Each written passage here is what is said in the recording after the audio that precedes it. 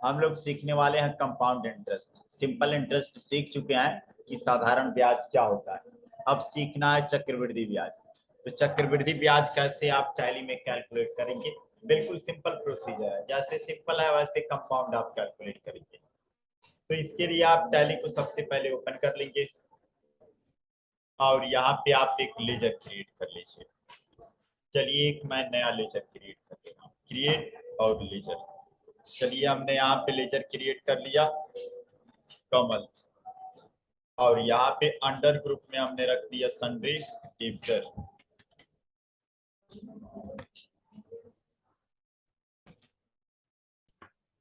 सबसे पहले आप लेजर एक क्रिएट करेंगे।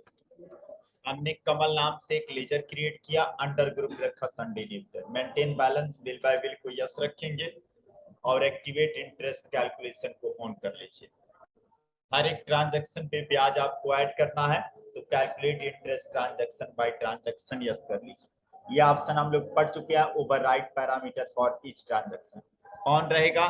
तो जितनी बार आप सेल करेंगे उतनी बार आपसे इंटरेस्ट का रेट पूछेगा, ब्याज का रेट पूछेगा। फिर यहाँ पे हमने फॉर अमाउंट एडेड को यस कर दिया, तो ये क्या करेगा, एक एक दिन का ब्याज कैलकुलेट करने लगेगा। यानी अगर हम 1 अप्रैल को सेल करेंगे तो ब्याज उसी दिन से कैलकुलेट करेगा। यहाँ पे हमने परसेंटेज लगा दिया 10% इंटरेस्ट, और यहाँ हमने कर दिया कैलेंडर मंथ। कस्टमर है तो डेबिट बैलेंस, जिस दिन सामान बेचेंगे उसी दिन से ब्याज लगना शुरू हो जाए, और date of applicability. Normal rounding लेते हुए आप इसको सेव कर लेंगे। उसके बाद आप आ जाइए सीधे वाउचर, और कमल को मैंने सेल कर दिया।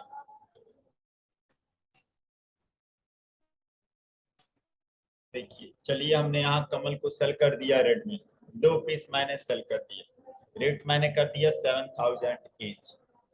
14000 का मैंने सामान इसको क्या कर दिया, सेल कर दिया। अब इसका ब्याज चेक करना है कि ब्याज कितना होगा। तो आप जाएंगे, देख लीजिए पहले किस डेट को सेल किया है, तो डेबो और यहाँ कमल, ये आप सेल किए हैं 1 अक्टूबर को। तो पता है कि जिस दिन सेल किए हैं उसके आगे वाले डेट से आपका इंटरेस्ट कैलकुलेट होगा। तो डिस्प्ले स्टेटमेंट ऑफ अकाउंट, और यहाँ पे आइए इंटरेस्ट कैलकुलेशन लेजर। और जब कमल का लेजर आप ओपन करेंगे तो देखिए 1 अक्टूबर को आप सेल किए थे और उसी दिन से ब्याज लगना शुरू हो गया है। और एक दिन का ब्याज कितना हो रहा है, 45 रुपए।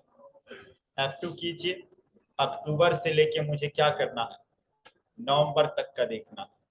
तो यहाँ 1/11 हमने किया, तो देखिए कैलकुलेशन कर रहा है 1 अक्टूबर से 1 नवंबर तक, टोटल होगा 32 दिन। और 32 दिन का 10% के रेट से ब्याज हो जाएगा 1447 रुपए। अब पता है कि ब्याज हम लोग लेने के लिए डेबिट नोट का इस्तेमाल करते हैं। कस्टमर के लिए हम लोग डेबिट नोट इस्तेमाल करेंगे और सप्लायर के लिए क्रेडिट नोट। तो चले जाइएगा आप सीधे अल्टर और बाउचर टाइप, और यहाँ डेबिट नोट। नीचे आइए, हमने एक क्लास बनाया है सिंपल इंटरेस्ट का, जिसमें use class for interest accounting को केवल यस रखा है, कंपाउंड को यस नहीं किया। फिर यहाँ नीचे एक बनाया क्लास कंपाउंड इंटरेस्ट का, कंपाउंड इंटरेस्ट में हम दोनों को यस कर दिया।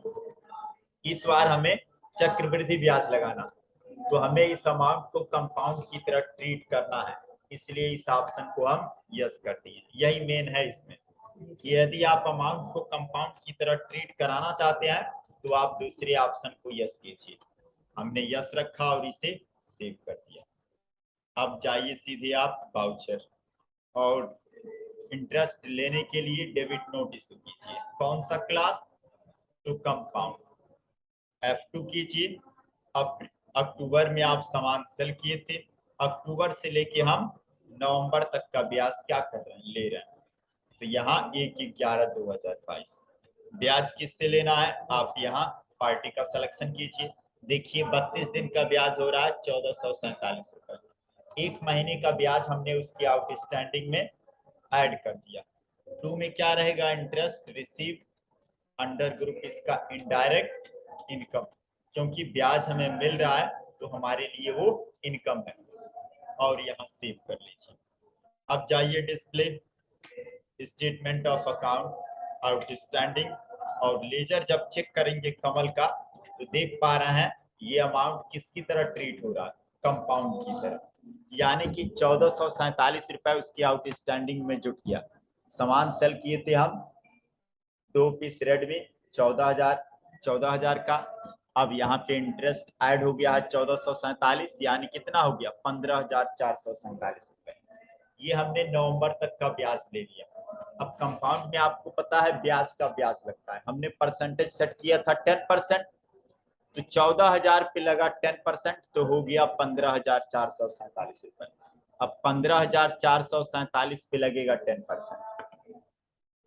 तो सिंपल वाले में क्या था कि प्रिंसिपल अमाउंट पे ही इंटरेस्ट कैलकुलेट हो रहा था कि हर बार 14,000 पे ही 10% लग रहा था, कि अक्टूबर के लिए भी लगेगा, नवंबर के लिए भी 14,000 का 10%, यानी हर मंथ में उसी प्रिंसिपल अमाउंट का 10% लगेगा। लेकिन कंपाउंड में ऐसा नहीं होता।